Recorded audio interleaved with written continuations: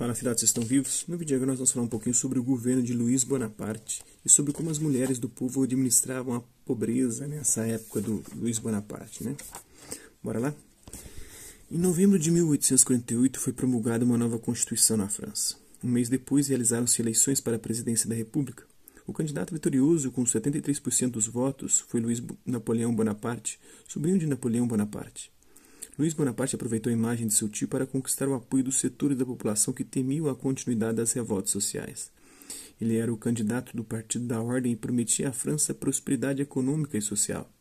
Assim, conquistou a confiança de parte dos funcionários públicos, do exército, dos eclesiásticos, da classe média urbana e da população rural. Pouco antes do fim do seu mandato presidencial, em 2 de dezembro de 1851, Luís Bonaparte deu um golpe de Estado para continuar no poder.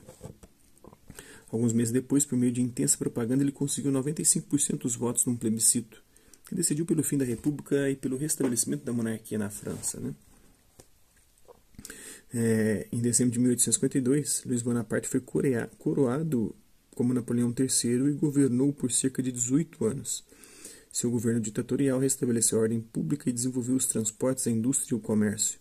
Mas a situação geral dos trabalhadores pouco se modificou, mantendo-se a jornada de trabalho de 12 horas, a proibição de greves e as associações de operários. Foi nesse período que ocorreram as exposições universais de Paris, que serviam para divulgar a prosperidade do capitalismo francês, né? Então, o retrato de Napoleão III foi feito em cerca de 1860.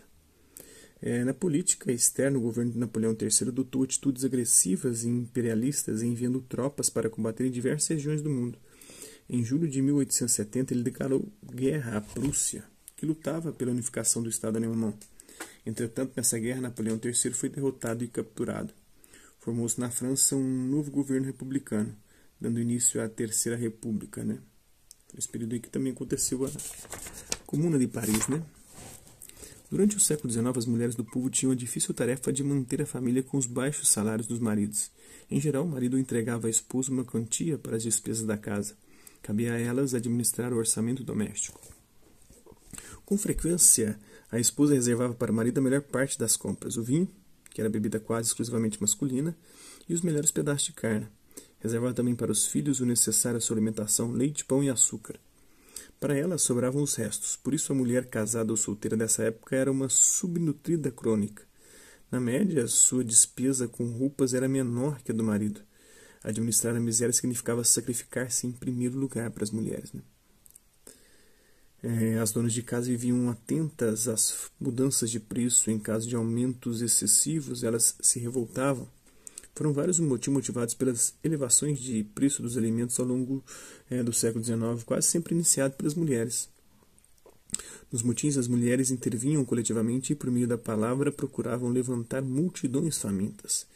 Normalmente não destruíam nem saqueavam, evitavam roubar e preferiam reclamar a venda a preço justo, impondo-se pessoalmente diante da omissão das autoridades.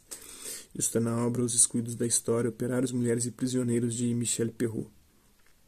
Tem um retrato de gravura feita por volta de 1848, representando revolucionários em barricadas em Saint-Denis, em Paris.